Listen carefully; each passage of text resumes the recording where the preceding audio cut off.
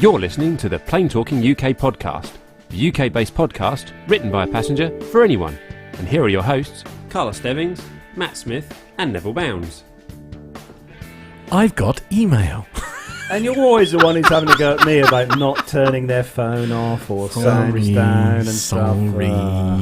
Okay. Anyway, hello and welcome to episode number 277. Anyway, you could shut up. You left me on my own last week. Of the Plane Talking UK podcast. I'm Carl Stebbings, and joining me in the studio this week. Yeah, he's really waspy today. Good luck, everyone. Matt Smith. Hello, everyone. Hello. How are we all? How are we? Well, I'm really quite chuffed. Actually, I had a really nice day Wednesday. Did you? Yeah. Oh, yeah. Did you do anything interesting? Well, no. Yeah, okay. Well, whilst I was busy working, I went and had a look round Bristol, or Aerospace Bristol. It's an aviation museum. I'm sorry. What you said while you were busy working? Well, technically, I was working-ish. And then I decided to get one of those Uber things. A what? To wow. Aerospace Bristol, and okay. I have to say actually, because I know some of the guys who shoot me around on Wednesday will be probably watching or listening to this week's show. So I want to say a big thanks to everyone at Aerospace Bristol. Too many names to mention. Ollie, I had a chat with Ollie, interviewed Ollie. And all the staff there as well, who are all, I will say, volunteers who look after and help all the visitors to the show. A big thanks to you, because I really had a great day. And for anyone who's in and around the Bristol area in the UK, it is definitely worth a visit, the museum, because it is fantastic. And I got to walk on board Nev's favourite BA Concorde. Yes. Okay. Yes. But obviously, joining us this week, he's back as well. He's been on holiday. I'm delighted to say the injunction has been lifted, because I think it's the first time that we've actually had both Nev and Armando on the same show. And he's back from his holidays. He's had a fantastic trip on a 777. So welcome back, Neville Bounds. Hello, yes, I am back. I have survived. Oh, hi Nev. I've missed you. More importantly, had a superb time with Mrs. Nev and Auntie Liz in Toronto. And I cannot tell you what a superb trip it was. We did everything. Wow. From Sue going up the CN Tower to me going flying with... the Flying Doctor, John Brown, and Chris Pratt out of Toronto's City Airport in a little light aircraft, which was interesting, to say the least. Okay. To going to see Niagara Falls, to going down to Niagara on the Lake, to going on a bus tour. We did everything, and we packed it all in a week.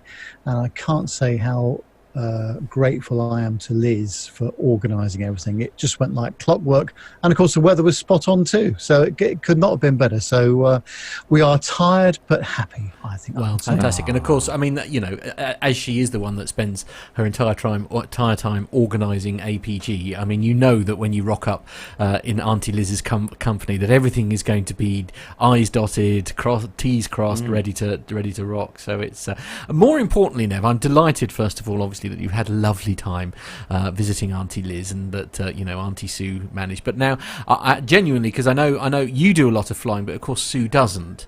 What was your experience of the 777? I mean, did you get more out of it perhaps than Sue, or were there sort of was she comfortable? Yeah, going westbound, the weather was very benign. No bumps at all. It was really nice. We paid a bit extra to be in those nice lay flat beds. Oh, lovely! Right, okay, nice. Quite good. On the way back, of course, though, you're coming back overnight, and you've got those North Atlantic jet streams, which are there's wind speeds of 100 miles an hour plus, so it can be a little bit bumpy. Right. Okay. But the advantage is, of course, you get back in almost under 6 hours. And, it was a really good trip back, and I got a bit of sleep on the plane, and so did Mrs. Nev, so that was good. I'm quite glad, though, that I didn't take her flying with the good doctor in his aircraft, because that was a little bit more bumpy because it's a much smaller aircraft. I don't mind it because we like a bit of GA, don't we? Yeah. But yes, it was not the smoothest of flights. No. But having said that, it was a tremendous experience mixing it with real commercial traffic coming into the city airport in Toronto. Oh, of course, it was just, it couldn't have been better. And John and his wife Brenda put on a lovely barbecue for us in their superb house. So, it just got better and better as the week went on. So really, really nice. And even the 22-year-old 23 was quite nice. So it all worked as well. Very good. Actually, I was going to say, how was the 23-year-old the 777 you flew out on? So obviously, being the geek person I am, I did track your flight out. So. It was fine. I mean, I think they've done the interior a little bit better since I last went on one a while ago. But it's all right. And we were booked on the Dreamliner originally, but that got swapped to a 777. But had we taken the aircraft before, the flight before, which is BA 93 and 92 on the way back, they're using the Air Berlin A340-300. Which they're wet leasing because they still don't have enough aircraft at BA due to Rolls-Royce Trent issues. Oh, of course, yes. On the Dreamliner. Well, I'm glad you had a good time, Nev. Yeah, we did. Thank you. And joining us as well this week, as always, is our awesome host from across the pond, Armando. Yeah, my actual partner in crime last week, because you lot all mobbed off. How I think we pulled it off, right, Matt? Yeah, I think so. I think we got away with it, didn't we? Just about. Yeah. I haven't had any complaints from Nev yet, which I'm taking as a positive sign. Well, good thing by the end of this episode, he'll never remember that. So good point. We'll move on, shall we? Well, I listened to it anyway. So. Did you? Okay, very good. Yes. Never do it to me again, please. So we've got lots to pack in tonight's show, and as always, but we have got some sort of house tidying kind of work to do, as it is obviously towards the beginning of the month, and we've had a very nice, generous donations coming from our Patreon donators. So, Nev, who are we thanking this month? We are thanking the following people for their generous donations. It's Adam Spink, Andrew Wilson, Captain Jeff, Eric Graves, Evan Shue, Graham Haley, Jacob Darlington Brown, Jeff Ward, Jonathan Warner, Jordan Rose, Liz Piper, Masha, Matt Caton, Matt Donemeyer, Myla, Owen, Neil Lamworn, Nicholas Hewitt, Nico Rega, Philip Labe, Ray Williams, Ruben Wells, Ryan Harper, Stuart Backer, Stephanie Plummer, Steve Andress, and Stuart Black. And we have regular PayPal donations from Jennifer Parkinson. And we have some one-off PayPal donations from Richard Adams and Tony Stubbing. So thank you one and all for your superb contribution. And of course, Philip Davis, we mustn't forget him as well. Indeed. Because we get regular donations from him also, don't we? So thank you, Phil. Good. Yeah, really appreciate it. Thanks. Yeah, and don't forget, if you want to help to push the show along as we do each week, you can become a Patreon over at Patreon via our website. Just click on the link, the Patreon link, and that'll take you over to there. Or if you want to make a one-off PayPal donation to help the show, you can do via the PayPal link on there as well. Don't forget, if you are completely skint like me and not able to do so, you can but do buy stuff on Amazon. You can use the link on our website to do your Amazon shopping, and what we get is a referral fee from that. So as I say, you can actually donate to the show by just doing your shopping online, which I've done. Yes, absolutely. Yes. Yeah, I can't because it was set up on my account. So the stuff that I buy it doesn't get registered because it's on my account. Apparently, that's cheating. But no, thank you to everyone who has helped keep the show going. And we have got loads and loads of stuff coming up later this year. Airshow attendances and videos and segments coming to you. Great video segments actually coming up later on. And we've also got some special stuff coming up from Armando as well. Can't wait for that. It's going to be really good. Looking forward to that. Yeah. So, there we go. Right, so we are going to start the show then, as we do each week, with our rundown of the weekly news from around the world and the UK. So, if you're ready, I'll go with Nev first. If you're ready, Nev. Yes, surprisingly, I am. If you're ready, Armando. Ready to go. Hit it, Matt. Hey.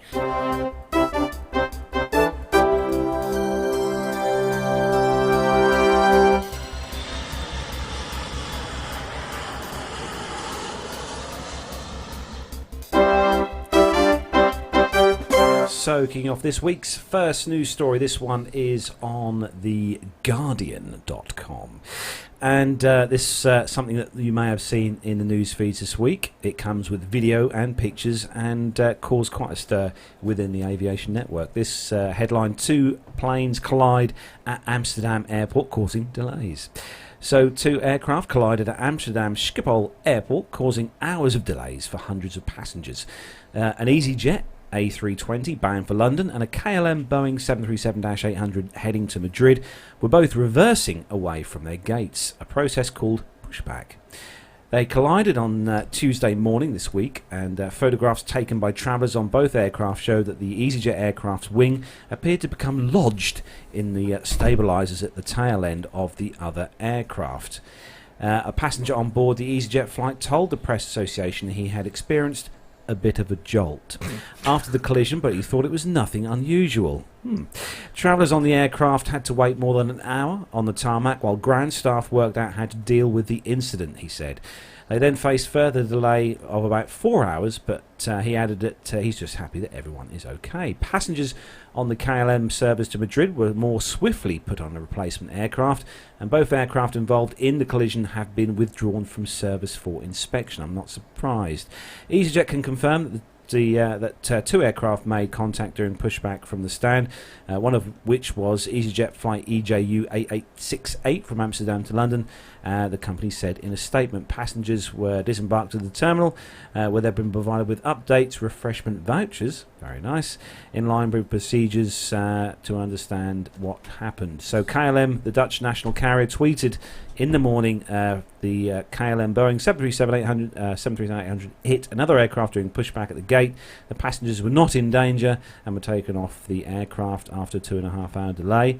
The passengers left with another aircraft, and it's being fully investigated as to why and how the situation could have arose. Now, Matt, you've got a video which you're playing out on the live feed for those of you who are watching in the world of YouTube. And this is just after the 2 aircraft had collided, and you can see there quite a good slice through the. Yeah, could I just point out something? That is vertical video. Yeah, We're not doing. Yeah, okay, sorry. It's the best I could do in short notice. I'm sorry. Nev's back, everyone. And there's also a good other piece of video as well, which is available, which we have on the links for the show notes.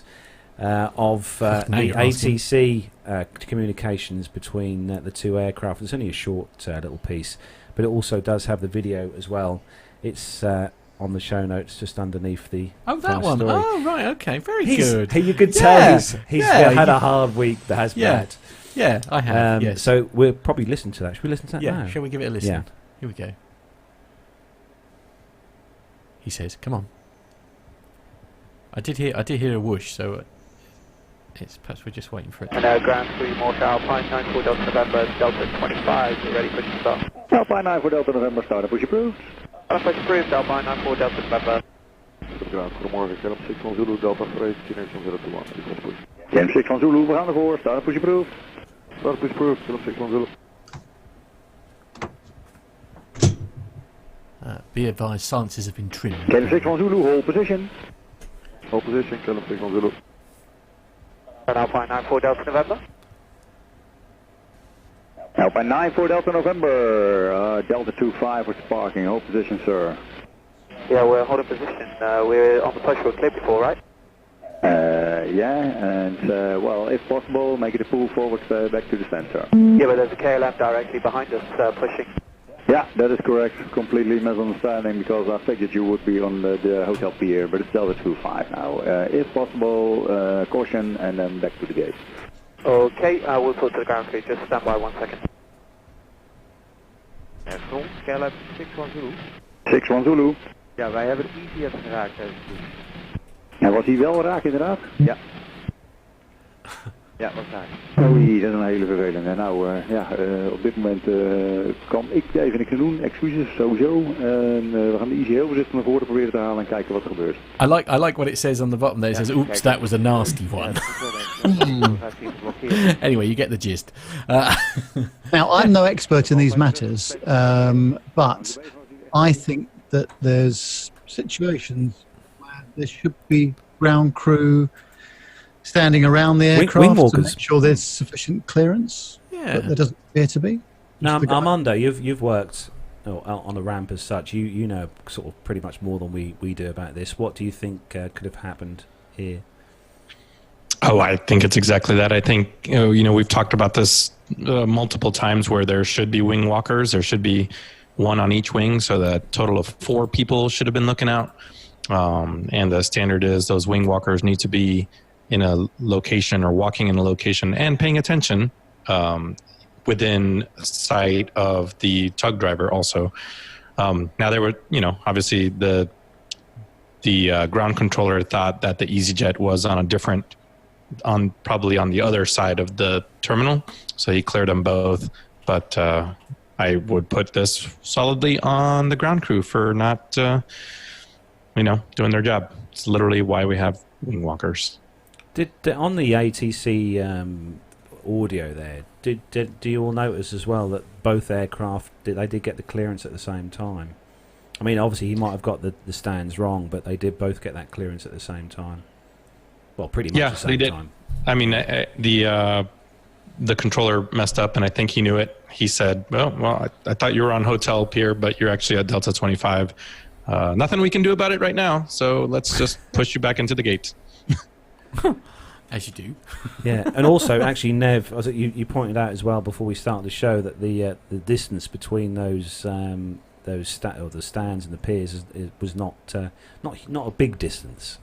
No, and I would have thought that, bearing in mind it's a very busy ramp, that they would have had the wing walkers there to see what was going on. But this is me being the Monday morning quarterback.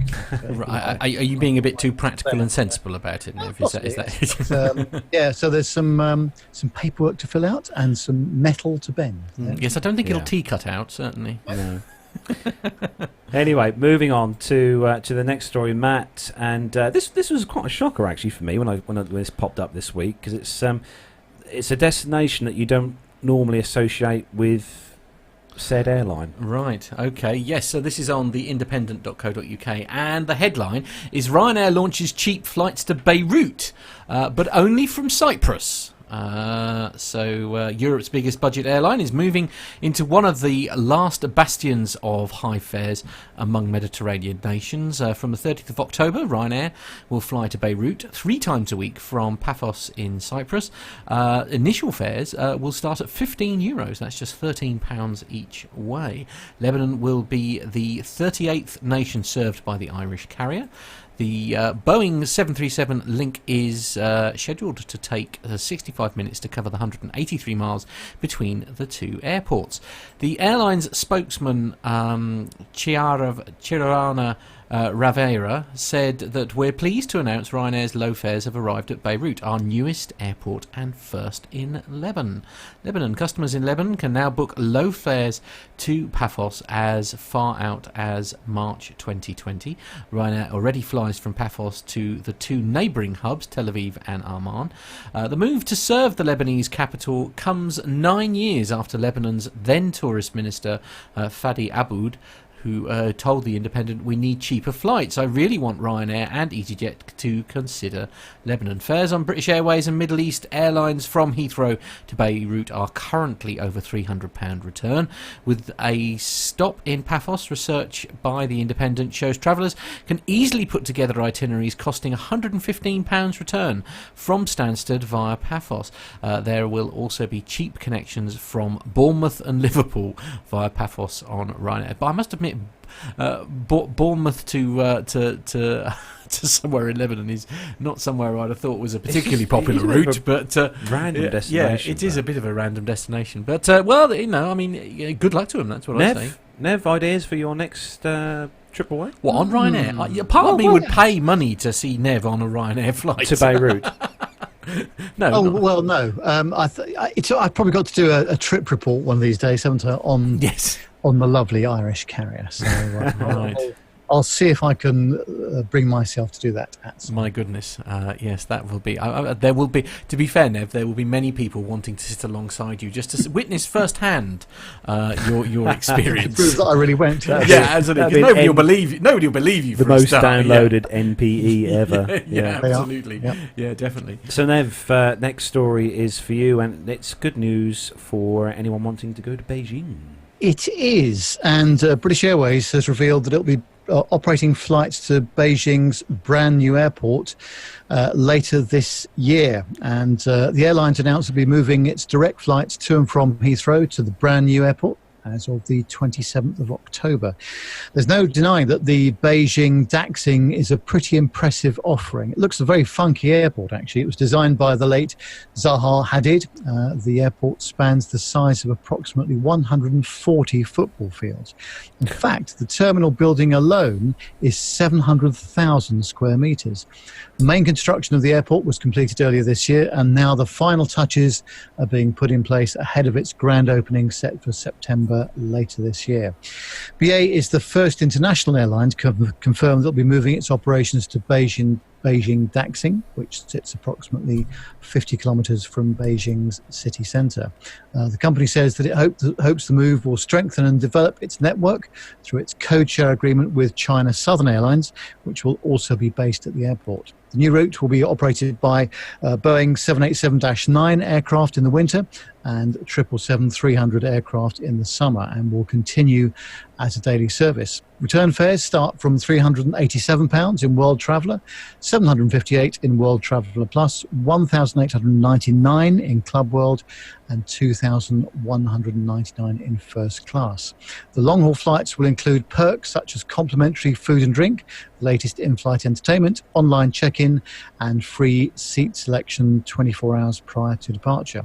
It's estimated that Beijing's new airport will be hosting 72 million passengers annually by 2025. However, it's been designed to accommodate nearly 100 million passengers, so there is the possibility it could expand further down the line. The central body of the airport is where passengers will find heaps of shops and restaurants, as well as the airport security. Each arm of the building will lead out to the boarding gates and 8 runways, would you believe? Wow. Although when it opens in September, only 4 runways will be in operation. Noella Ferns, who's British Airways Executive Vice President in Greater China and the Philippines, said, "We are very excited to be moving to Beijing Daxing. Not only will the new airport offer our customers flying to and from Beijing a world-class experience with state-of-the-art facilities, including an improved lounge for our Club World and First customers, but it will also support our ambition to increase leisure and business travel between China and the UK." It does look the most spectacular airport, I have to say. And this is what's happening, isn't it? We're finding these Far Eastern airports. We've seen stuff in the Middle East, but going out to the Far East now, the airport construction and the standard of design, the number of runways is just extraordinary. So they are expecting some big expansion in that area. Yeah, definitely. Yeah, it does. I was just reading here. The long-term plan for the airport is to eventually accommodate 100 million passengers a year, which is a phenomenal number of passengers. Crazy number, isn't it? Yeah, definitely one to keep an eye on, I think, for future. Yeah, definitely. So moving on to the next story, Armando, and one for you. Yeah, this is from. Oh my goodness, I just lost it. Oh. How about we come back? Okay. I literally just lost it. Give me 2 seconds because right. Okay. It was the CNN business one. That's it. Yeah. Okay. All right. Well, I'll take it while. Okay. Disregard. I got it. Oh, you got it. Okay. All right. As you were. Go on. Carry on. Okay. Right. So from CNN, I got really. Click happy. Closing tabs. Yeah. That one is done. Tick. Yes. So either way. Sorry, brace yourself. You're going to get sternly worded email from Nev in a minute as well. It's a good thing he didn't see it. No, that injunction's going to come back again, isn't it? They're going to start not being on the same show again. Oh dear. Fix it in post. No. So, Next. that all being said, Boeing has bested Airbus as the world's largest aircraft maker for most of this decade, but that is about to change in dramatic fashion. Airbus has already delivered 150 more jets than Boeing through the first 6 months of the year. Airbus is winning 389 to 239, according to sales figures reported this week. Airbus's commanding lead is especially significant because the race between the two companies has historically been tight. Last year, for example, Boeing delivered 806 aircraft to Airbus's 800. 2015 was the only year this decade in which one of the two airplane manufacturers delivered 100 more airplanes than the other. The gap between them is almost certainly going to get wider. Boeing has not been able to deliver any of its best-selling 737 MAX airplanes since March, since they were grounded. I'm going to skip the part about why.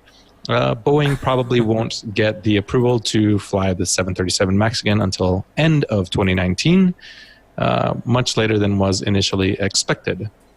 Let's see. Investors view deliveries as more important metrics of success than orders.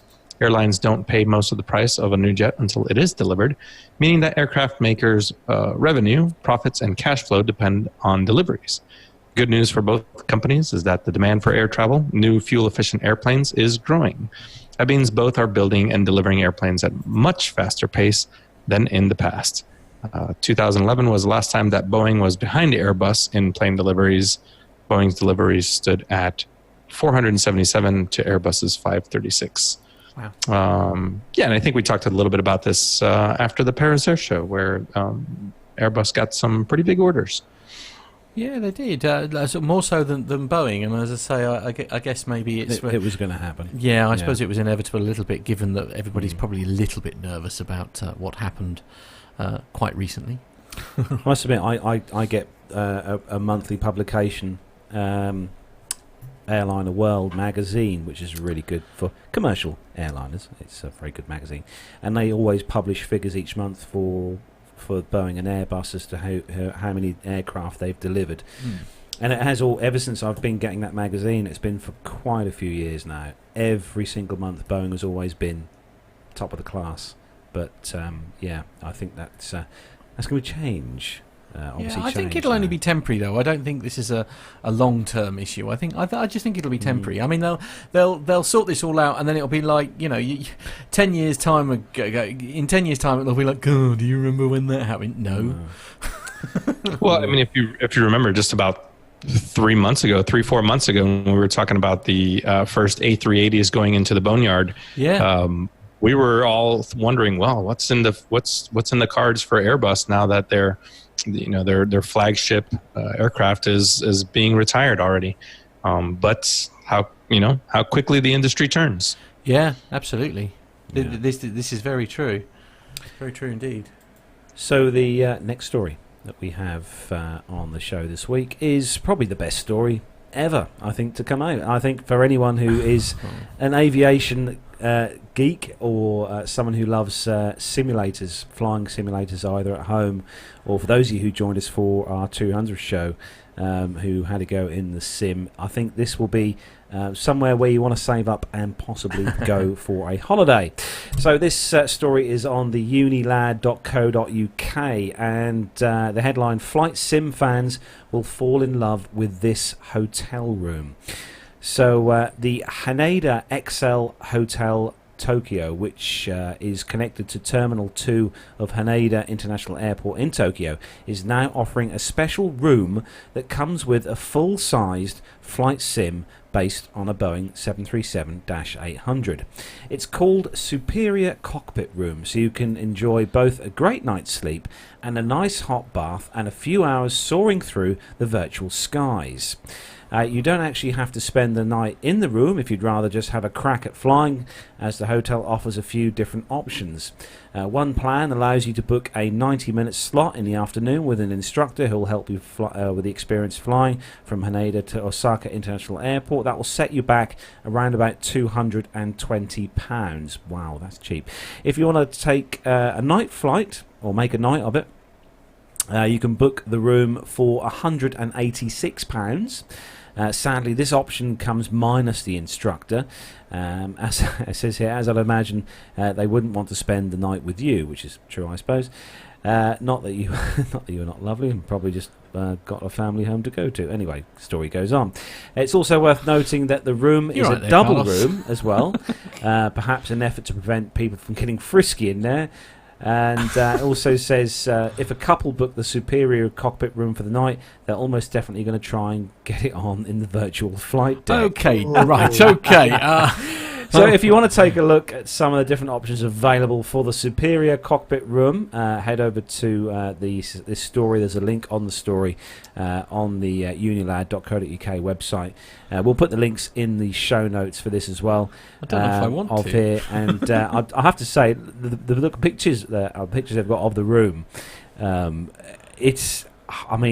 I'd just book this for an entire week and just have it all to myself. Just as we've been speaking, actually, I've just had an incoming text message from Mrs. Gemma Stebbings. Oh, right, It good. says Yes. that if Carlos even thinks about booking Yes. this room, Yes. he's going to be on his own. Indeed, Okay. absolutely. Now, you know, to be fair... Ned, fancy a week away? Yeah, don't mind if I do, as long as you don't snore. No. Yes. There's only one person who snores on this show, and he's not sitting too far away from me now. Anyway, how are you, Matt? How rude. That's terrible. Yeah, But- I resemble that remark. No, what are your thoughts on this, Armando, as hotels go? Well, the first thing that came to mind was I was looking at the discounted rates, if you mentioned PTUK, for our friends down at Flight Experience London. And Doesn't that usually put money on the cost of a thing if you mention PTUK? Doesn't that normally make it more expensive? yeah, I know, right? After we left the place in shambles after our 200, right? No, Excuse me, so I'd 90 have- minutes in their simulator is £299 at the discounted rate. So I think if you can get the instructor to stay with you for a couple hours at least, I think it would be worth the just under £300 for the night in this hotel room. And I should just stress also that where we did our 200th show from, I should just let, and not everybody has had their floors cleaned by Sir Captain of Nick. No, I mean that's quite that's quite an accolade that you. I think there were comments afterwards from Mrs. Anderson to say, Right. well, I wish he'd do that amount of housework. Yes, yeah. There is that. Well, now he's retired. He's got plenty of time to do house cleaning. Okay, yeah, I bet he hasn't. Yeah. I bet he hasn't found any time to do anything since he's been retired. He's like, one of these, you get like 3 months into it and he'll be literally asking himself, how on earth did I have time for work? But anyway, Nick, Yes. we love you. Yes, which I dare say is exactly what Armando is experiencing now. But back to story. I would love to go to this hotel. Yes, I mean, I think if you ever booked yourself a room there, Carlos, it would be swiftly followed by a divorce.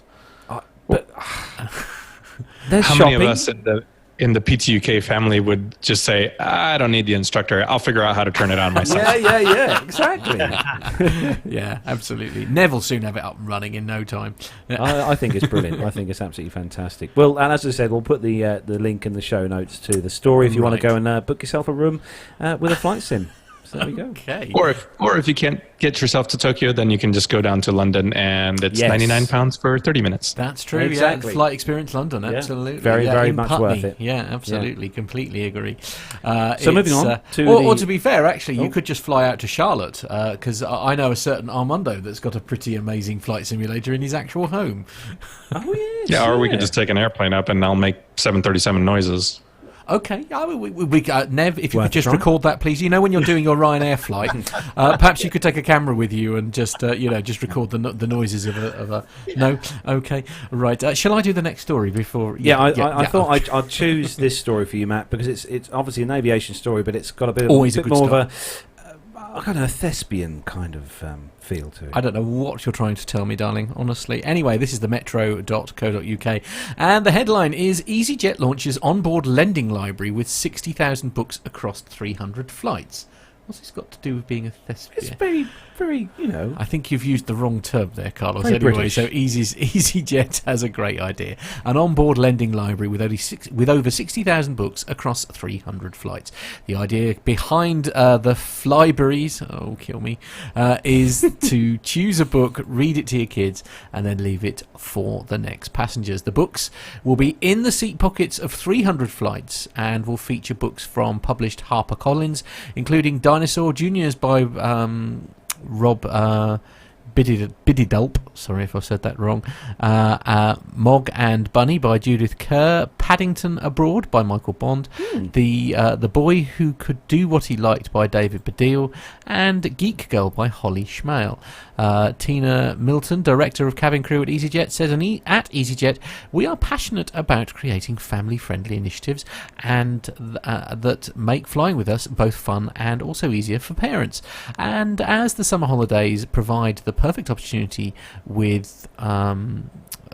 for some well-earned family time, we hope that the millions of passengers who fly with us this summer enjoy sharing a story or two from our unique in-flight lending library. The scheme also involves some entertainment in the terminal before you take off if you fly from London Luton Airport. Oh, well, never mind.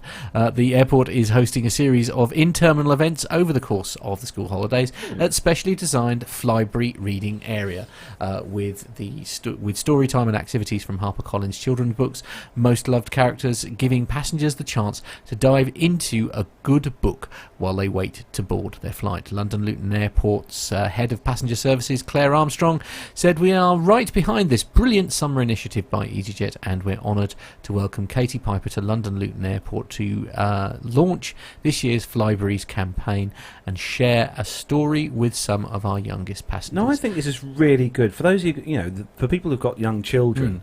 It's better to have the kids reading. Reading a book is good. I read a book when I'm on holiday, and it's got to be better than jamming battery chargers down the sides of seats and catching fire. So books are a lot more safer.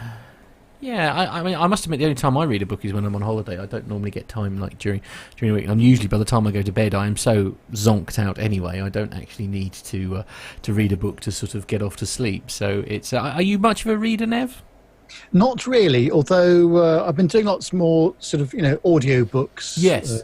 Actually, I'm a big lover of audio books. It's I still maintain, and Carlos is going to roll his eyes at me now, but I absolutely love the Harry Potter series of books, and the ones the audio books are voiced by Stephen Fry, and they're just incredible. They're absolutely incredible. Lane Street in the chat room said that Luton Library, right up Pip's alley.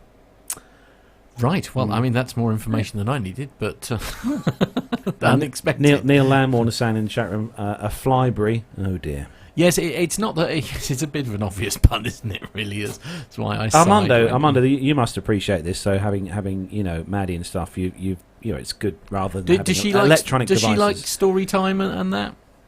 She does. She's a huge reader, and she's only 5 years old. I think this is for me, it would be great.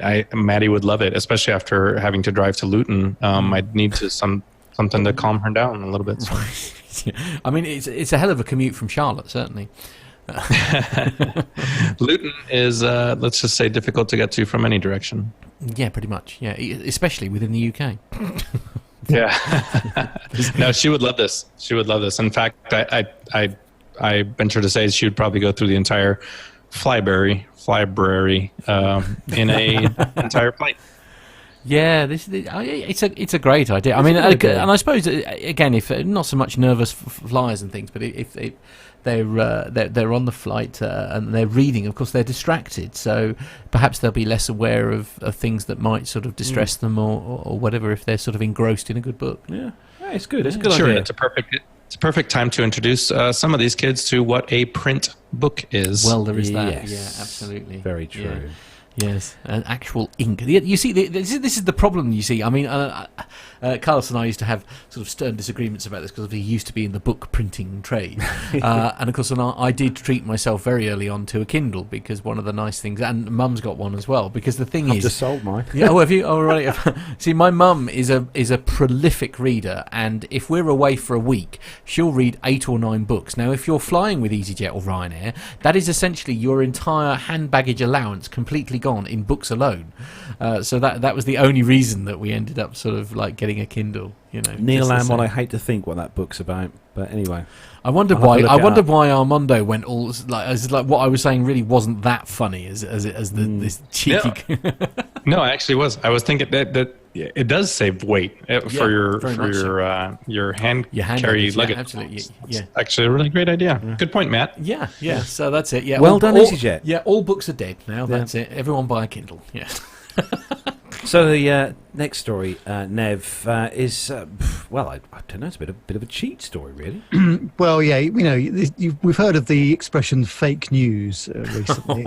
I think this is slightly suspect news. Oh, do you think? It's on theinsider.com, and it says, "We've all thought about it. As you peer around the curtain from your cramped economy seat and catch a glimpse of the champagne being handed out just a few meters away, you sigh and gaze longingly at a travel experience that is so close yet so far. And it hurts all the more when, walking past the plush pods of business class to get to the coach section, you realise that there are empty seats. It will be so easy, it sometimes seems, to simply sneak into one of those seats. Most of us, however, would never dare. But one person claims to have done just that. An anonymous traveller wrote for The Telegraph that they managed to sneak into business class on a recent British Airways flight and stay there for the 8-hour journey from Singapore to Sydney. The writer said that they hatched their plan after a particularly unpleasant first leg of their journey from the UK to Australia. When I prepared to board the plane again for the second leg of the journey to Sydney, I waited for every single other passenger to get on first, they said. I lurked surreptitiously at the gates, pretending to be on my phone until the very last harried mother dragged her 3 kids on board, and one of the staff ushered me in behind them. This way that they knew that any empty business class seat would be genuinely unoccupied, they said. Of course, the next potential hurdle would be to request to show a business class ticket to the cabin crew upon boarding the plane. But the traveller said that somehow they got away with it. I brazenly flashed my economy class ticket at the smiling air stewardess, who clearly didn't properly inspect it. Walked straight over to that seat in the darkest corner of business class and sat down, they said. I genuinely think upon reflection that most airline staff must assume no one will be mad or stupid enough to try. The traveller went on to say that they felt nervous and tense for the first 90 minutes of the flight, but then relaxed. They said they passed on the complimentary champagne, fancy dinner and breakfast, concerned that if their seat was meant to be empty, there might not be enough food on board, and also probably feeling a bit guilty about what they called a diabolical crime. However, they said that they didn't have any qualms about raiding the complimentary kit of goodies and enjoying some shut-eye whilst reclining flat under an absurdly soft blanket. The writer seems as surprised as anyone they got away with this, but they did say they felt guilty as the flight came to an end. Whilst the Telegraph said that it had verified the story, British Airways said that it could not confirm it without the writer's anonymity being lifted. When an insider asked the airline what would happen if an economy passenger were to sneak into business class, a representative said it's incredibly unlikely that this would ever happen because cabin crews have seat maps for each flight to know which seats are meant to be occupied and which should be vacant. We want all of our customers to be comfortable in whichever cabin they choose to fly, and our cabin crew are trained to deliver excellent service to everyone, a BAE told Insider in a statement. Our cabin crew access and check the passenger seating system on their iPads on every flight, and will be aware of any additional customers who had moved to a different seat other than the one printed on their boarding pass, which is true, because that's exactly what happened to Sue and myself on the way to and from Toronto. They checked that we were who we said we were. Yeah. So I don't want to say that this story isn't true, because that would be a terrible thing to say, but it's quite unlikely. Right. I think we'll go no further than that. Are you suggesting perhaps that this is sort of Mr. Trump-style fake news by any chance? Well, as I said earlier, I think it's slightly suspect news because they are very. I mean, the crew on, I'm assuming every carrier, but BA is in my experience, they're very diligent about who gets and where people sit. So, especially in the more expensive seats, obviously. Well, yeah, exactly. Actually, I imagine BA are probably like Emirates, Nev. You would know better than me, but Emirates, when you have an economy ticket as opposed to a business class, the colour coding on the ticket is completely different to that of a business class or first class ticket. Yeah, and they've got the passenger manifest all printed out in front of them, and it's on their iPads as well, as the article says. So, as I say, I don't want to say that this is not a true story, but it just seems incredibly unusual. Well, and if it is a true story, then I suspect that the cabin crew would just, for what perhaps it was genuinely an empty seat, and they just thought, oh, do you know what, let's just let it go. Well, there's only one thing for it, Nev. We'll have to try in November.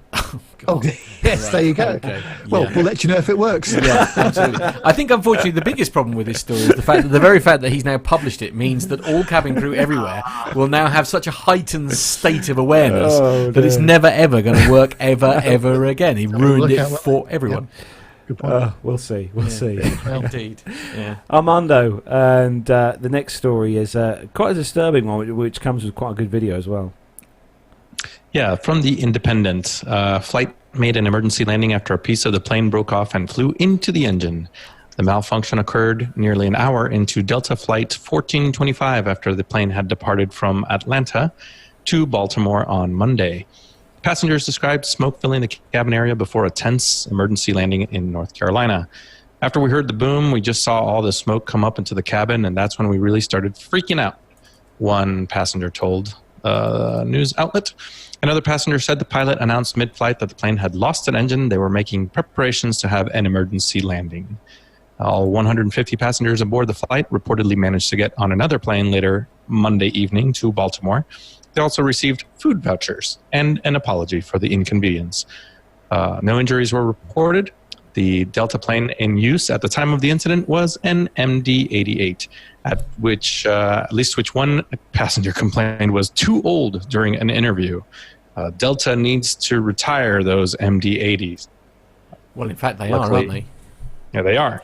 Yeah. The flight crew of Delta 1425 from Atlanta, Baltimore, elected to divert to Raleigh, North Carolina after receiving indication of an issue with one of the aircraft's engines, Delta said in a statement. Flight landed without incident. Customers were reaccommodated to alternate aircraft. We apologize to our customers for the inconvenience this diversion may have caused. So Matt there is playing the video. I don't want to marginalize this by any means, but I was just looking at MD-88 mishaps just in the recent past, and I think Delta Airlines, as the sort of last major operator of the MD-88. Let's see, we've got February 10th, engine shut down in flight, Atlanta to Charleston. We have January 12th, engine problem, shut down in Baltimore. January 7th, engine shut down in Knoxville. December 13th, 2018, Hartford, engine shut down. Hydraulic failure, engine failure, September 2018. It goes on and goes on. So there's I'm looking at least a dozen per year of engine shutdown in flight for MD-88s. No, I take that back. It's not a dozen. Maybe 8 to 9 per year. So I think Delta's taking care of this by reallocating our friends over at APG into different aircraft. It definitely makes for interesting viewing the video. Yeah, I looked up a schematic for the JT8D engine, and it just looks like it's the cover. I couldn't tell if the starter assembly is in there, but it really looked like just a cover into that first compressor section, and it was interesting that you could see the hot, the hot flame in there.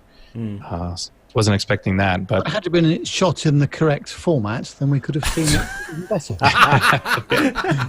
Every time. A very good point. Vertical video, ladies and gentlemen, we need is to acceptable. promote the whole use absolutely. of Yeah. correct. Actually, on our after show, one of the after show videos and stuff, we did actually show a video that went into great lengths about vertical video. Did it not, Nev? It didn't it? Yes. Absolutely, yes. And how basically you were very wrong for doing it. So anyway, let that be a lesson to all of our listeners. If you ever send us some video, please do not, for my sake alone, do not ever send anything vertical video, because it's just like, we'll call you out. Yeah, yes. The abuse I'll get from Nev will be frightening. I'm not going to lie. So, understandably. Before we go on, I stand corrected. Lane Street is probably correct. It is not flame. It is red hot bearings. So okay. Probably the bearings inside that assembly. So that makes a lot more sense than being able to actual flames. Yes.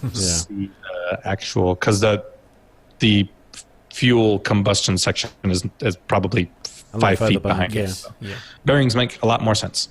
Good job, Lane. All hail our marvellous listeners. I know. Good chat room. That's why they're there. Yeah, absolutely. That's why we do it live every week, because they're better at this than we are. I know. So the next story is on simpleflying.com. And this is bad news for anyone who's hoping to travel to or from Milan Airport, because Milan to close the airport for 3 months. So Milan Linate is due to close at the end of this month for refurbishment works. The closure, scheduled to run from the 27th of July to the 27th of October, will see approximately 2.5 million passengers and 30,000 flights diverted elsewhere. Flights will, for the summer season, land at either Milan Malpensa or at Milan Bergamo, both of which are considerably further from the city centre. Later this month, Milan Linate Airport will temporarily close. The closure is scheduled to allow for much-needed runway maintenance work. The airport is managed by SEA Group, who also manage the airport at Malpensa, and as well as repairs to the runway during the closure, the airport's facade will be redesigned and various areas will be renewed, including baggage claim and the new arrivals hall as well.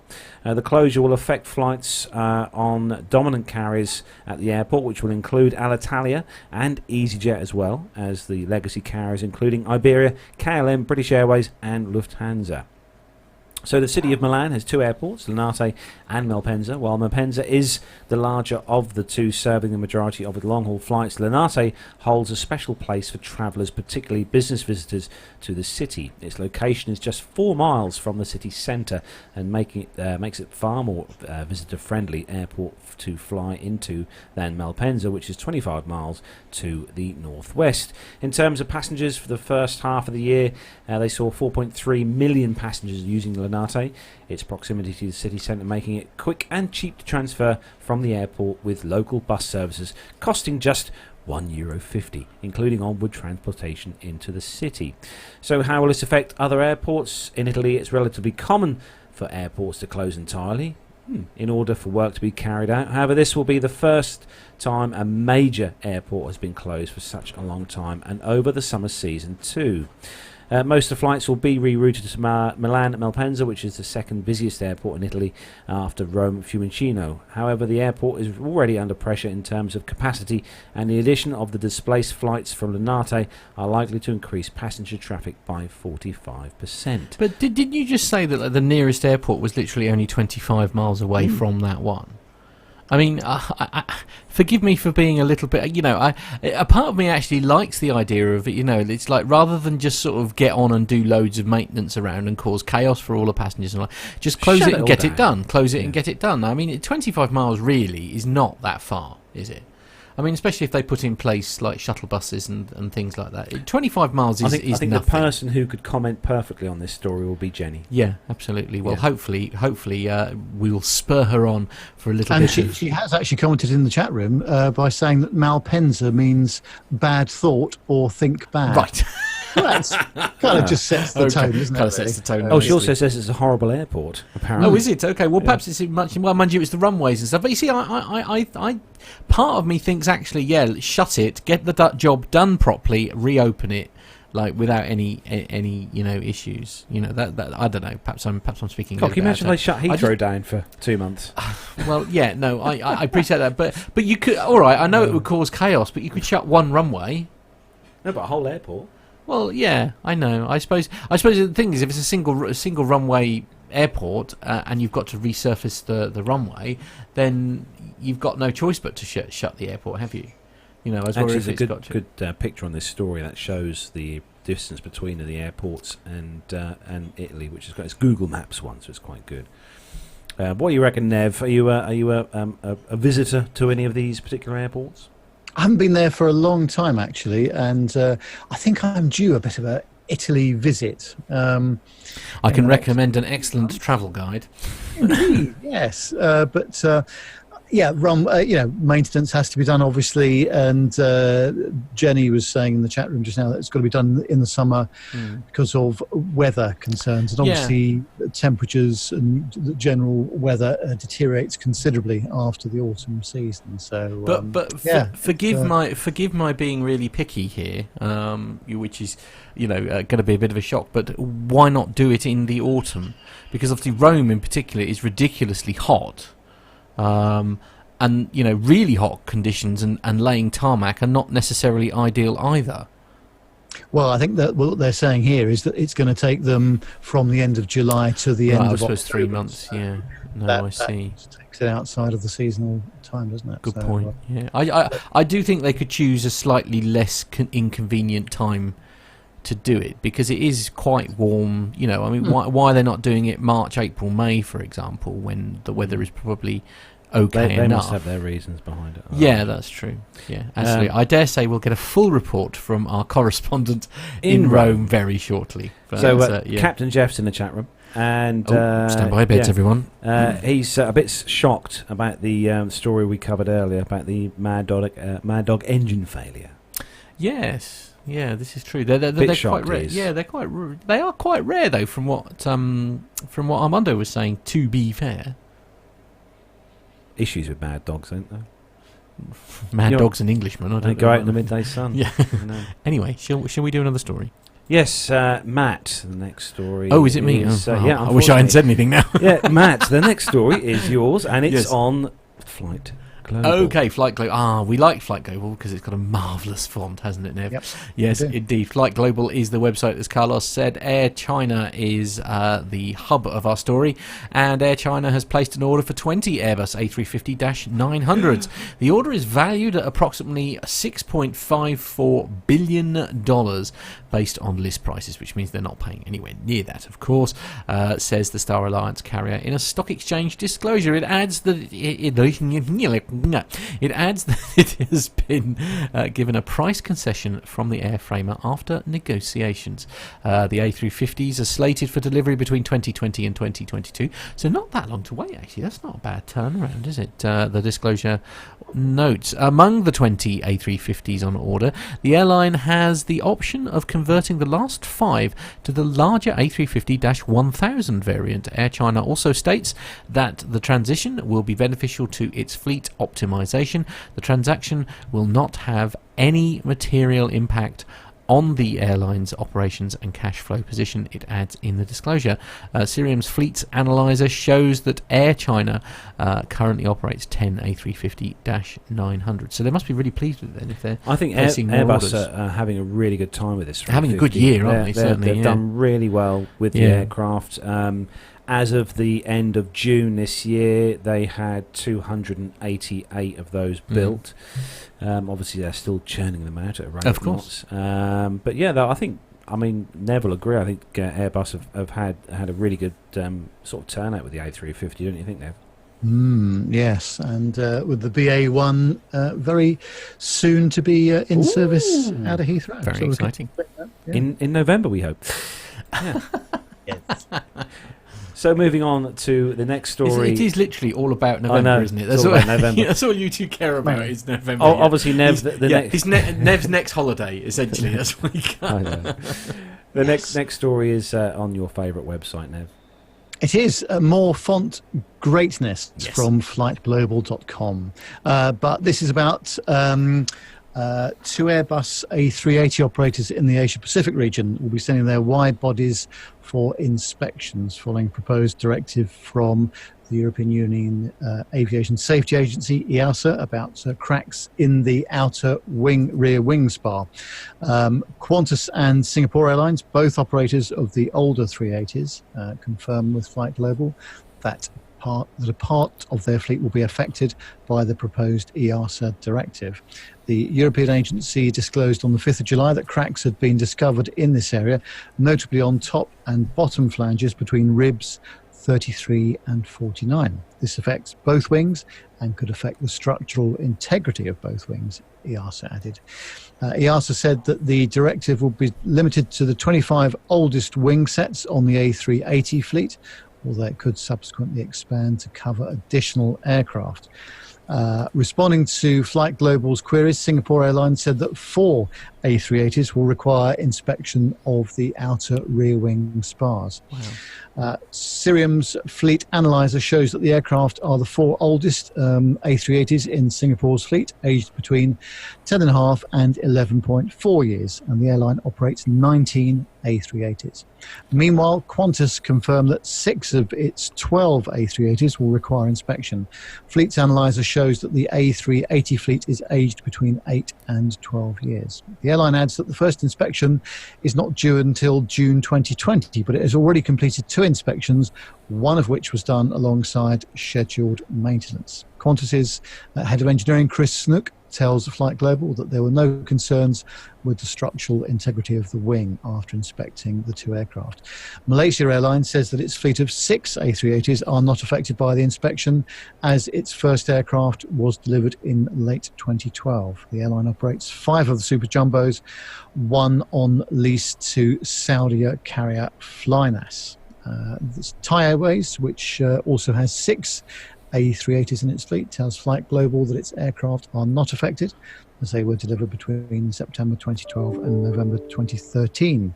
An Airbus statement indicates that the airframer has been in contact with EASA over the matter and has confirmed the small cracks on the rear wing spar. It's also informed its customers and is in the midst of working with them. Airbus also highlights that the airworthiness of the A380 fleet is not affected as inspection and repair works are undertaken. Flight Global has reached out to Airbus for comments, but the airframer has not responded yet. This story is all about the ongoing health of aircraft, isn't it? And if people find faults or things that are going on and they get reported to the local safety agency, then that's all good, because it means all operators can be informed about it and Airbus can take a bigger look at these things. So it sounds a bit more worrying than it is, I would say, but it's good that they're looking at them for further inspections. I wonder what the story doesn't mention anything about Emirates. Obviously, Emirates being the biggest operator, yeah, 380. Loads, haven't they? Yeah. It'd be interesting to see whether I'm trying to look up to see when Emirates received their first A380, but I can't find what year that was. But I know they got theirs fairly early on. But it is obviously Airbus making sure that they've, as Matt would say, crossed the T's and dotted the I's. Yeah, absolutely. Yeah. So the last story, and we've left this for Armando. It's a nice story, I think. Don't you think, Armando? Yeah, I love having the feel-good stories. This is from metro.co.uk also. In the way that mums always show up to support their children, Ryan McCormick's beloved Ma turned up for him. But unfortunately for Mum Mary from Florida in the U.S., she had to wait 7 hours for her pilot son as his plane was delayed. Waiting to board a flight that was due to be flown by Ryan, Mary was told that there was a 7-hour delay. That's a little bit redundant, isn't it? All of the passengers opted to be rebooked on an earlier journey, but Mary stayed put. And as patience is a virtue, she ended up flying on the plane as the only passenger with her son at the wheel. But we know what you're thinking. Having one pilot is kind of dangerous, isn't it? Yes. Ryan had nothing to worry about, though, because Mary is actually a retired captain herself. Oh, no so she way. would have been fine had anything happened to him.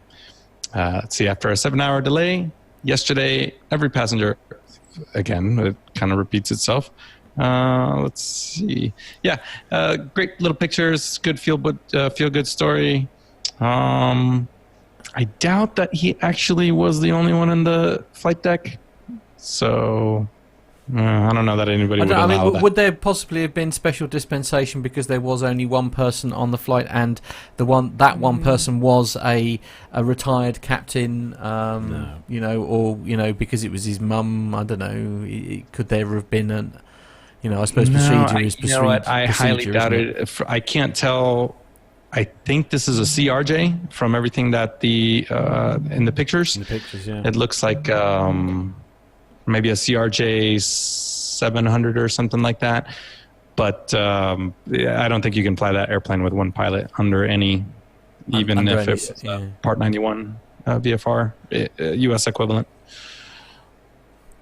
It's nice, though. You got a chance to fly with Mum. It is a nice story either way. What can you remember, Armando, one of the first family members that did you get a chance to take your parents or any grandparents or anyone up flying when you first started flying? Well, for me, it was the flip side because I learned to fly with my dad. When he was an airline pilot, I have pictures of me as a 3-year-old, 4-year-old sitting on his lap in the cockpit, in the air with passengers aboard. But I do remember the first time that I was able to fly my dad with me as pilot in command, and it was awesome. And I was really just hoping that I didn't mess something up, as he retired with close to 20,000 hours, and here I am as a 300-hour private pilot or something like that. And what was funny is my dad had been retired for a while already, and as soon as he took the controls, it was like he had never left flying. Yeah, he was just as smooth as could be as soon as he put his hands on the control wheel. I bet. That's nice, isn't it? Awesome feeling to be able to sort of, In fact, there's been quite a run of stories, hasn't there, where sort of like grands going on flights with their daughter, who was flying and things like that. It must be a very special feeling as a parent, or to be flown by the kids. I mean, let's be honest. I mean, it's the parents that will have no doubt bankrolled this thing. So actually, actually get on the flight just to sort of prove that they did actually qualify. I suppose it's quite nice. Yeah, it would be. I hope that obviously Captain Nick is retired now, but I hope that Nick does sort of get back in the air and do a bit of flying, bit of GA flying. Do you reckon? Yeah, a bit of GA. Yeah, do you reckon? If you're listening, Nick, I'm sure he will. Yeah, yeah. I should imagine he's just enjoying the break. Frankly, I mean, it's just it must be one of those things you must. I suppose when you do it for your job, and Armando, it must be something similar for you, for you doing it for your job for so many years. It must be very easy to lose how special it is, perhaps, and get a little bit complacent and just sort of forget, that it's actually a really cool thing to be able to do. Yeah, without going down a rabbit hole about this, but I know a lot of military pilots that are used to military flying, and they just love general aviation because they can just kind of show up, relax a little bit. You're still thinking about the safety and all your planning, but it's just different enough. And I know a lot of airline pilots that still do general aviation. But just recently, I've been talking to quite a few airline pilots this week. I've been over at one of our local airports where there's a lot of charter and fractional sort of, the Gulfstreams, the Hawkers, the Beach Jets. And a lot of those guys are leaving the airlines because it can be a bit monotonous going to the same destinations, and they just want a little bit more dynamic flying. So they go over to the charter side to be able to do a little bit more mission planning and go into new airports and exciting airports and a little bit more stable schedule. But it certainly can. I'm not to that point yet. Every flight is exciting to me. No. I mean, actually, I noticed we've got like Captain Jeff and that's still in the chat room and that. I mean, it's be interested to hear their take on that. As I say, it must be very difficult to not, when you're doing it for your job and that. I suppose it's like, I mean, I love driving, but you know, especially when it's been so crazy this last sort of 6 to 8 weeks. I mean, like, a part of me just wants to never get behind the wheel of anything ever again. But you know, I mean, I've never sort of.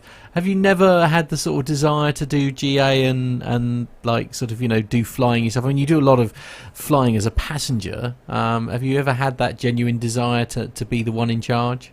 Well, I have, but then I was in the right-hand seat of John Brown's plane in Toronto last week, which was this week, which has been, you know, fabulous. But boy, is that hectic. I mean, there's an awful lot going on, especially in we're in the Toronto City Airport terminal area, so there was lots happening there. And you have got to do multitasking and see the whole 3D image. Like you've never done before, and he's a very competent operator. I have to say, he's a fabulous guy, and safety is his number one thing. But boy, there's so much to think about, and I'm quite good at doing a few things at the same time, but you have to be good at doing lots of things at the same time. Yeah, actually, there's a question actually from Neil in the chat room. Tested area as well. You know, it's incredible, really. Yeah, actually, Neil's got a question for you in the chat room, Armando, saying, as former military, is standard GA flying enough, or do you crave the acrobatics or the aerobatics? Yeah, and I was just answering him. And that's just me and a lot of the friends that I flew with out west. We like flying aerobatics. We like flying formation. We like pushing. So most of us had experimental aircraft, Lancers and Vans and Glassairs, which you can do a little bit more modifications. You can kind of push it a little bit, and it is fun. My big thing was military flying takes a lot of planning. So you may plan for 3 hours. You may even plan the day prior to go fly a 4-hour mission, and then you debrief that for another 2 hours on the backside.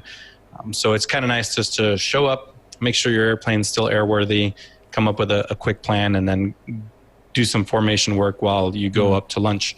Land somewhere, everybody oohs and ahs at your pretty airplane, and then you do the same thing to their airplane, and then you fly back home. Yeah. While getting a lot more informal, certainly. Yeah. And I have been flying these skydivers, but that's not a glorious job by any means. It doesn't make any money, but it's fun. It's fun I like the challenge of flying out of a 1,900-foot grass strip surrounded by power lines and trees in an underpowered Cessna 182 with 5 people on board, and flying it up to 11,000 feet, chucking them out the side, and then getting it back down on the ground before they land. Yeah. Stuart likes doing that, I notice as well. It's just like he's desperate to get on the ground before they. Absolutely. Actually, so Jeff was answering my question in the chat room. He was saying, "I love it. I never get tired of the flying part. Just the time away from home, long days, and flying in fighting the weather, etc." Which is a good point. He said, "There's nothing like feeling the jet respond to your commands. Flying smoothly, the responsibility of lots of passengers must be quite scary, though." And what a great point, isn't it? I mean, the difference is I'm by myself. I may have Megan with me. Yeah. Jeff and our airline friends, they have close to 200 people in the back, and every time they're going to adjust a heading or anything like that, it's about smoothness and providing the customer the best experience, which is a challenge in itself. But I mean, speaking as a coach driver, I mean, you guys will have no doubt heard me say this before. There is one of the things that terrifies me the most about my job, and I love my job, don't get me wrong, but the thing that frightens me the most about it is the fact that a lot of the work that we do involves driving around other people's children. And that is the most. If you have to almost like not think about it a bit too much, because actually when you sit down and analyse that, so behind me are quite often 50 plus of other people's precious children. Sometimes you think maybe just a lorry driving around, chickens off to slaughter might be slightly less frightening. It's and it must be the same for the pilots as well. Must be same for sort of commercial pilots. I mean, you've got so many people behind you. Anyway, we do need to move on. Otherwise, ironically, we might actually run out of time. So, so we've got some military news coming up in a moment, but we're going to have a quick break.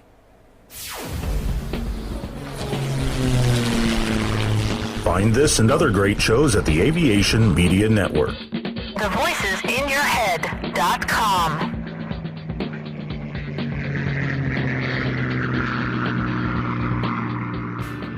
The Plane Talking UK podcast is a voluntary project that aims to keep you informed with the latest aviation-related stories from newswires across the globe. Producing our content does cost money though. If you enjoy our show, why not help us keep on the air by making a donation towards the server and website hosting fees through PayPal. Any contributions would be greatly appreciated. Are you an Amazon user? If so, why not do your shopping through the link on our website? There's no cost to yourself, and Amazon pay us a small referral fee on qualifying purchases. To find out more about the show and to meet the team, take yourself to our website www.planetalkinguk.com, or find us on Facebook at facebook.com/planetalkinguk, on Twitter via @planetalkinguk, or get in touch via email on podcast@planetalkinguk.com. Thanks for listening.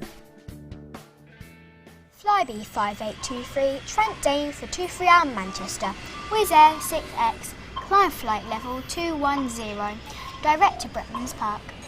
United 123, maintain 280 knots. London 2TME, turn right onto Bravo, link, 21 join Alpha, hold at Mora, Speedbird 472, LOC/DME, approach runway 27 left, follow the green stand 544. That's enough air traffic control for today, Nat. Bedtime. So we came up with the idea of having a video course. Obviously ours are better because we've got the experience on the aircraft and we know what we need to be looking at. Something that myself and Andy started initially really to improve our own technical knowledge and put something out there. We saw that there was a gap and this wasn't a media that was being used for this purpose, and our hunch was right because there's obviously a market for it. Have you ever wondered what it would be like to fly a commercial passenger jet? Looked up at the sky and thought, I wish that was me? Well, now anyone has the chance to have a go at flying in a real aircraft simulator. NP Simulations and Flight Experience London, the only official Boeing licensed product of its kind in the UK, offer you the chance to fly anywhere in the world in their fixed-base Boeing 737-800 flight simulator. And that's not all. Ground School London offers many different courses for the up-and-coming pilot looking for a start in aviation.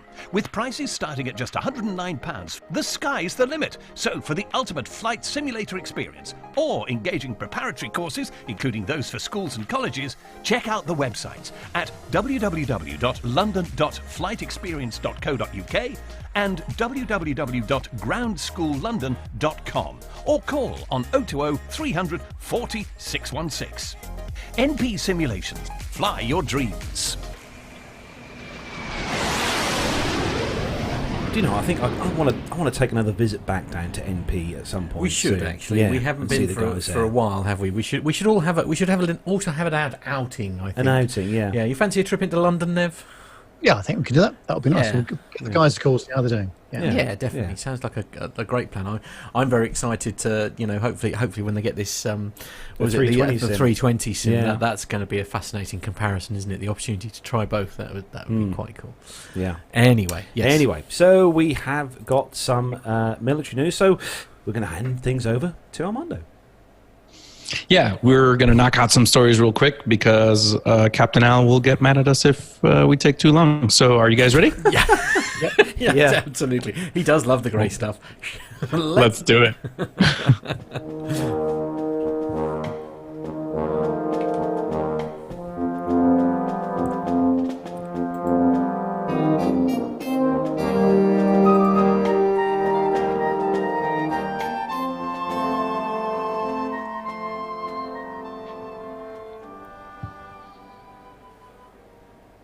Okay, this first story is from intelligentaerospace.com. In Seville, Spain, the first Airbus C-295, which is really a Casa 295, but we'll call it an Airbus, purchased by the government of Canada for the Royal Canadian Air Force's fixed-wing search and rescue aircraft replacement, or the FWSR program, has completed its maiden flight, marking a milestone towards delivery by the end of 2019 to begin operational testing by the RCAF. The aircraft, designated a CC-295 for the Canadian customer, took off from Seville, 4th of July, 2020 local time, landed back on site 1 hour, 27 minutes later. The contract, awarded in December 2016, includes 16 C-295 aircraft and an all in-service support elements, including training, engineering, and the construction of a new training center in British Columbia. The aircraft will be based where Search and Rescue Squadron is currently located in British Columbia, Winnipeg, Manitoba, Trenton, Ontario, and Greenwood, Nova Scotia. In addition, the first RCAF crews will begin training in late summer 2019 at Airbus's International Training Center in Seville. The FWSR program is supporting some 2.5 billion Canadian dollars in industrial and technological benefits to Canada through a high-value, long-term partnership with the Canadian industry. The CASA, I guess we can call it Airbus, but the CASA 295, incredibly capable aircraft. I believe the U.S. Coast Guard uses either the 235 or the 295, and then there's a lot of other air forces around the world that use this aircraft. Very, very capable. A little bit smaller than the Spartan, definitely smaller than a C-130, but it's got some pretty good range, and you can hang all kinds of stuff off of it, sensors and pods, and it's a great airplane for search and rescue because it's got a ramp and door on the back, so you can airdrop some pretty big items, big life rafts, big rescue equipment. So. And if you check awesome up to see. There's some there's some good videos of this, actually, Armando, on YouTube. There's some really, really good promotional videos which have been done of this aircraft on YouTube, which are well worth a watch. So if you go on there and just type in C-295, you'll see some good little videos on there. Yeah, and I believe the Canadians are replacing C-130Hs and Buffaloes with these. Buffaloes have been around since the Vietnam War, so they're probably a little long in the tooth. This is a great replacement aircraft for both of those. Yeah, absolutely. So the next story is one that I saw some bits and pieces about this week, especially because they actually had a top-down view of one of the cracks that was left by this. But this is on the combataircraft.keypublishing.com. Secretive Navy base hit by earthquakes. So Naval Air Warfare Station, China Lake, one of the US Navy's most influential and secretive air bases, has been declared non-mission capable until further notice, following two major earthquakes that struck the area around Ridgecrest, California late last week. China Lake is situated in the Mojave Desert, and it was the epicenter of an earthquake of magnitude 6.4 that hit on July the 4th, followed by a larger 7.1 magnitude tremor the following day. The events opened up a fault line inside the installation, and much of it remains off limits, with evacuation of non-essential personnel to Navy Base Ventura County, Point Mugu. Is that Mugu? Yes, Point Mugu. Point Mugu, there we go. It's unclear when test work will resume at China Lake. Tucked away in a remote corner of the Mojave Desert adjacent to Ridgecrest, China Lake, it has been quietly supporting naval and marine aviation for over 50 years, with its lineage in the Naval Air Warfare Center. China Lake is home to VX-31 Dust Devils and VX-9 Vampires. Alfie's on a mad one. VX-31 is all about development test, referred to as DT, bringing on new weapons and systems and testing them as part of an integrated spiral upgrades. Whereas VX-9 is tasked with formally evaluating suitability for the fleet before new items are signed off and rolled out to the warfighter. China Lake has 2 huge test ranges and laboratories working out how to make combat jets more lethal. The R2505 range is Navy owned and there is no public land to use. The squadrons can test live ordnance as well, and stationary and moving targets. R2524 Echo range is primarily threat emitters and used for inert weapons evaluation and training. Now, what's any updates on this, Armando, as to what's going on at the base? Is it still off limits? Yeah, no, I haven't seen any updates from this, and especially an earthquake can be extremely devastating for the entire infrastructure, especially out there in China Lake or the whole Mojave Desert. Really, there's you have to have utilities running essential services out to all these facilities, and as evidenced by the Hurricane Michael devastation of Tyndall Air Force Base, which now over a year later is still not recovered, and actually they still don't know the future of Tyndall Air Force Base. This may be in the same boat where sometimes it's just cost prohibitive to to continue operations in a base. But China Lake is one of those that you always sort of hear about. Like I said, it's sort of there's a mystique about it, and I'm sure they'll probably get that up and running in the next year or so. I would anticipate. But now, Matt, the next story for you is it's got quite an amusing headline. Yeah, it's now Armando. I would never have expected this from this display team. No, okay. I need this assistance pronouncing the. Is it Patrouille? Patrouille, is that Patrouille? Right? Patrouille. Patrouille. Okay, I'll give it a go. Right. Okay. Wish me luck. Just everyone. say cutter. Right. Indeed. The Aviationist is the website, and the headline is Swissair Force. Display team Patrouille Suisse, is it Patrouille Suisse, performs flyover at the wrong place. Now even I saw this. This was quite a bit of a surprise. So the F5E Tigers of the aerobatic. You love the acrobatic thing, didn't you? I'm sorry. Yes, I'm very tired, ladies and gentlemen. I'm very sorry. The pilots may be acrobatic while they do. They might well be. Yes, that's a good point. Yeah, good point. Well made.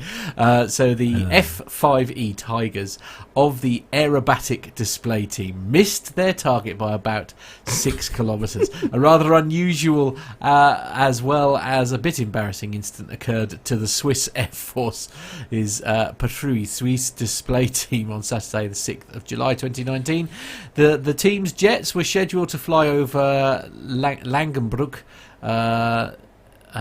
in northwestern Switzerland, south of Basel, where the commemoration of the 100th anniversary of the death of Swiss aviation pioneer Oscar Bieder was held, but they flew over a completely different place 6 kilometres away, missing the target. Unfortunate circumstances were the route cause of the mistake, according to a spokesman of the Swiss Air Force. In fact, as reported by Le Martin media outlet, during the approach to the target, the leader of the team spotted a large festival area with a tent in the Mumslilwil, which prompted him to fly over it. The 31st Yodel Festival in northwestern Switzerland was being held there. People attending this festival enjoyed the unplanned flyover. Such flyovers are usually flown under VFR, Visual Flight Rules, and VMC, Visual Meteorological Conditions, using maps, clock, and visual references on the ground. Moreover, the 6 obsolete F5E Tiger jets flown by the team are not equipped with GPS or other modern technologies that would help getting over to the right target at the right time. Some display teams, such as the Freca Tricolori display team. of the Italian Air Force have their commander or other team members on the ground talking to the team on the radio to give advice, as well as updates on weather conditions or other events occurring at the location of the flyover. For instance, the presence of a team member on the ground is crucial when the passage must take place at the very same time a VAP arrives, or when a head of state lays a wreath of flowers at a monument, etc.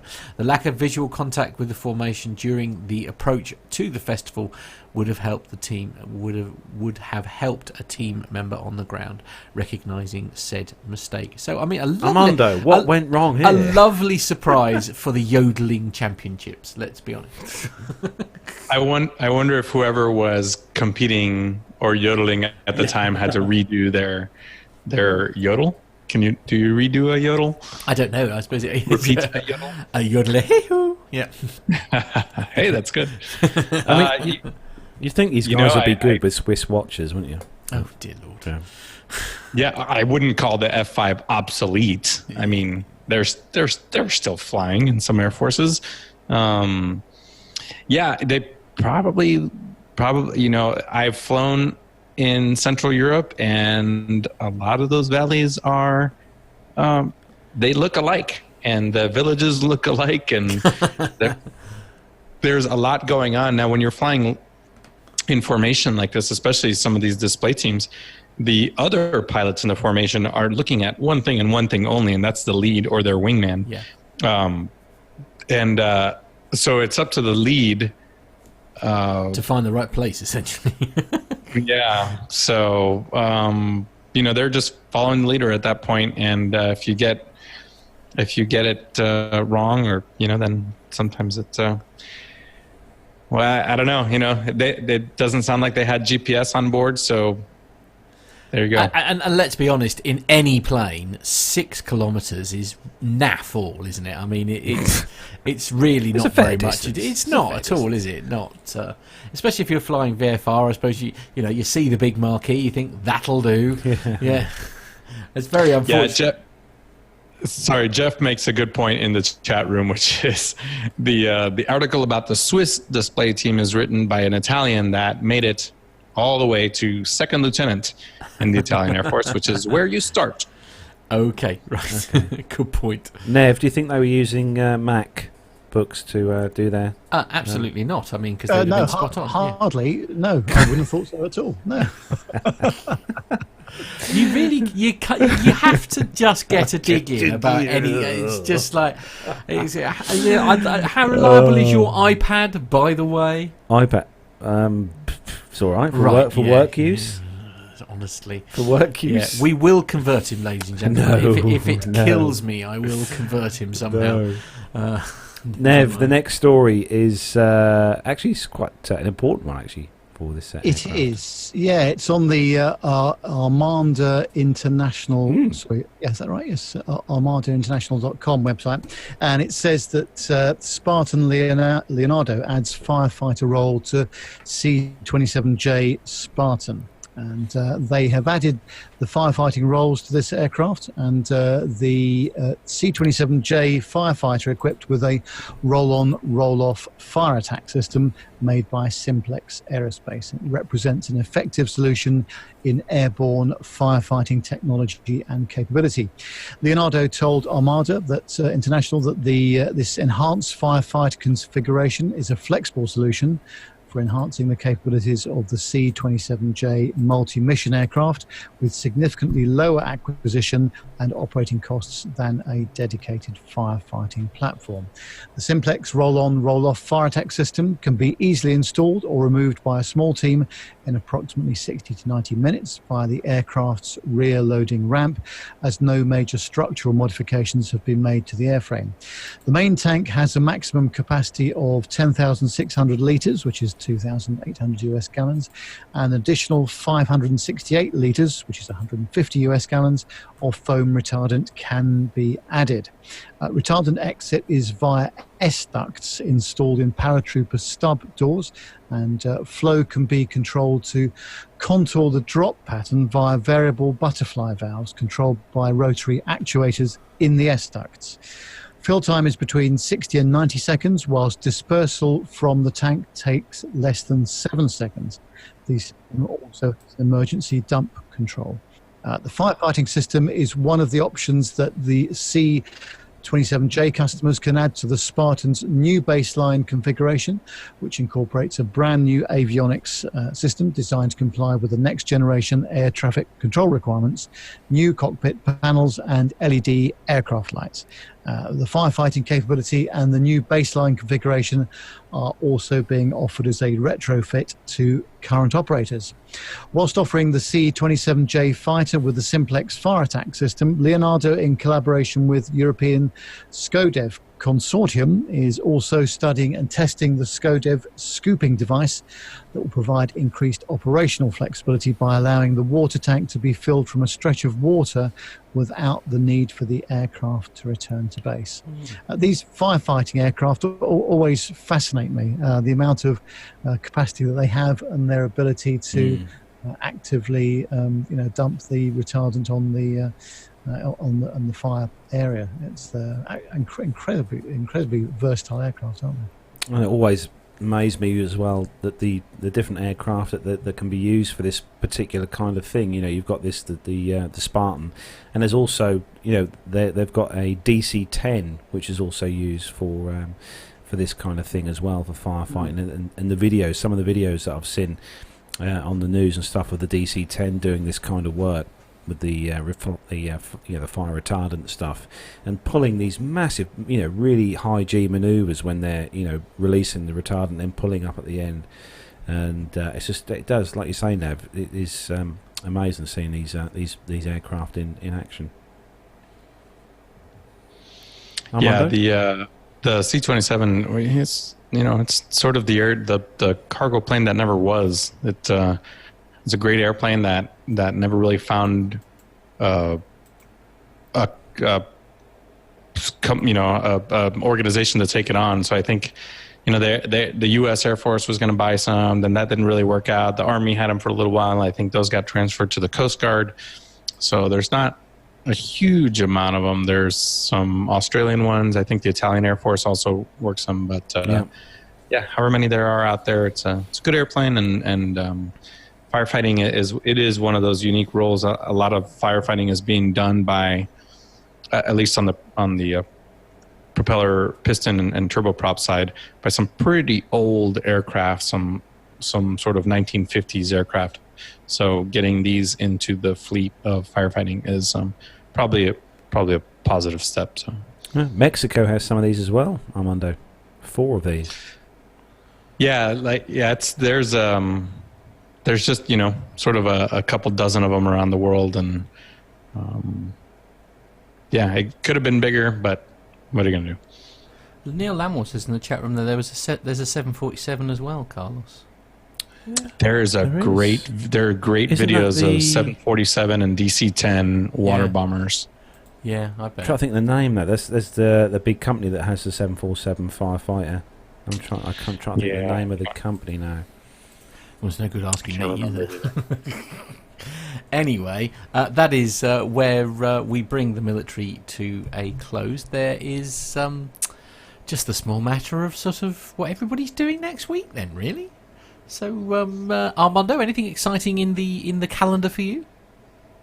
I'm doing a lot of flying, so I'll be flying skydivers, I'll be flying cadets, I'm flying a different airplane that I'm getting checked out on. So I think over the next week I'll be flying 4 days maybe, and probably about 12 to 13 total sorties. So wow, gosh.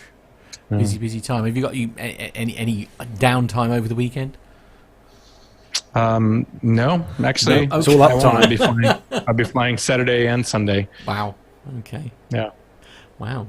Nev, what's on the interior? Obviously, because you've just come back from sleep, I'd imagine. Yeah, yeah, absolutely. Yes. I suppose 6 or 7 hours is still enough for a bit of jet lag. A little bit, yeah, but no, it's not too bad at the moment, I have to say. So I'm just, obviously you may know, I'm just between jobs at the moment, but I'm doing some freelance work next week. So I'm flying off to Stockholm, Arlanda. for 3 days next week, Tuesday, Wednesday, Thursday. So looking forward to that. Got a mega deal on BA. Did you? 50 quid business class there and back, along with 30,000 Avios points. So right. very going to cheap, say, yeah. motoring for me, and even cheaper because I'm going to get my son to drop me at the airport. So very good, yes. No car park charges either. Even better then. Get you. I like what you're doing there. Is it a secret project, or are we allowed to ask what you're up to? I'm just helping, in fact, as a company I used to work for back in the late 90s, I'm just helping them with some writing and bits and pieces. So, looking forward to doing that, seeing them again, because I haven't seen them for ages. Oh, that's great. And, it's a nice part of the country there as well. Yeah, so, cool. And, I like that. Yeah, that's good. What are you up to? Will you go off to anywhere exotic in the UK this week, Carlos? Yeah, I thought just for a change on Monday, I thought I'd go to Coventry for the day. Right, okay. Is it nice in Coventry? Because it's just fantastic. And apart from that, actually, I don't know whatever else my wonderful boss Stuart throws at me next week. Yes, absolutely. To do. But on going back to what I was saying at the beginning of the show. Had a really good time at the Aerospace Bristol Museum, and there are some pictures which, if you follow us on Facebook, you would have seen. I put some pictures on Facebook from the museum. There's also some video and an interview as well, which I've done with one of the guys at the museum, which is coming up in a future podcast, which is also really good. And it's really, honestly, I'm not, I'm just saying it as it is. It is a really well run, well put together museum, which has a heck of a lot of heritage from in and around the Bristol area, because there was a lot of aviation stuff going on in Bristol all through the ages. So if you're in Bristol, then it sounds like a place any aviation enthusiast must go and stick their nose in. And you have to drive past the Airbus factory on the way there, which is quite nice. Which is quite enjoyable. As you do. So don't forget, guys and girls, we will all be at the Biggin Hill Festival of Flight on the 17th of August. Hopefully Matt will. He's not 100% sure yet. He might have to go and take a bus load of kids to a Peppa Pig, Cambridge usually, but anyway, day out or something. He's hoping to. He's hoping to. But we'll be in. Hopefully, we'll see some of you guys and girls at Biggin Hill on the 17th of August on the Saturday. That'd be good to see you there. Yeah. But yeah, excellent. Matt, are you driving the coach to anywhere? Wonderful. I think I possibly got to London on Thursday, but other than that, I'm pretty local actually this week. Oh, good. Yeah, I know. I sort of like so went to Bewilderwood, which I think Pip went to not that long ago, because he flew into a local airfield and that, which is great if you've got tiny children. Bewilderwood is an amazing place to be. And Colchester Zoo on Monday I went to Colchester Zoo Monday just gone, visiting relatives, obviously. But really Sounds good. like fun. Yeah, not doing a lot. So if you'd like to get in touch with the show, boys and can girls. I just say another thing before we've got a little bit of time. I actually had the chance to go somewhere quite interesting this week on one of my journeys. I'll be the judge of that. And actually Armando may well know about this place, but I got the chance earlier this week to go over to RAF Bentwaters, which used to be RAF Bentwaters. It's not now. It closed down quite a few years ago now. I think it closed down off the top of my head. I think it was the 90s. I think it closed down. Okay. Anyway, yes. But anyway, the actual main base and everything is still. The buildings are still there. Yep. It's not an active base anymore. It's used for storage and stuff. But I have to say, it was really, really weird driving through the taxiways, across the runway, round the hangar buildings, and round all the areas that were obviously off limits to anyone back then. But it was really quite weird driving around that base. But is that one you've heard of, Armando? Yeah, I think we flew over it on our little tour of East Anglia, didn't we? I think we did actually. Yes, yeah. But and Bentwaters was a big USAF base. I think they even had some F-16s or something like that at some point. And our special operations, but when it was back, our rescue squadron was right next door in RAF Woodbridge. But I think the most famous thing for Bentwaters Woodbridge was the woods in between, and that was the UK version of Roswell, where we had the UFO landing. UFO stuff. Yeah. Oh, wow. Yeah. Okay. Yeah. Yeah, 1993, that station closed. But like I said, it's still very much in use by various things. But I'll tell you what was based there, actually, for those of you who love your grey stuff, it was the home of the A-10, the Thunderbolt, that that used to be based there back then. If you'd like to get in touch with the show, you can do that by email, podcast@planetalkinguk.com. The website, www.planetalkinguk.com. Social media, search for us using the handle planetalkinguk. And that's pretty much where we bring episode 277 to a close. The acrobatics.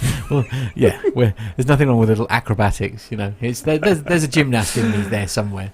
Yeah. So that is where we bring episode number 277 to a close. Don't forget, we'll be back next Friday with a nice fresh show with lots of awesome content coming as well. Oh, okay. Promises, guys. You should never promise them things we can't deliver. Which is why we have a Matt. That's why we have Matt. That's why we have a Nev. So from me, Carlos, here in the studio, have a great weekend. Enjoy your summer here in the UK, because it is sunny. Yeah, it's always summer. It's sunny most places, actually, to be fair, at the moment, isn't it? Yeah. So, take care. Have a great weekend, everyone. And from everyone else. Yeah, everybody else, say goodbye, everyone. Bye-bye. Take care. See you. Bye. Bye.